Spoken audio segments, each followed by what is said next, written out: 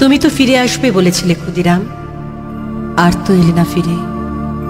তুমি তো বলেছিলে 10 মাস 10 দিন পরে মাসির ঘরে জন্ম নেবে। তোমার মতো বোকা ক্ষুদিরাম আজ দেশের বড় দরকার। দেশের জন্য তুই মরতে পারিস?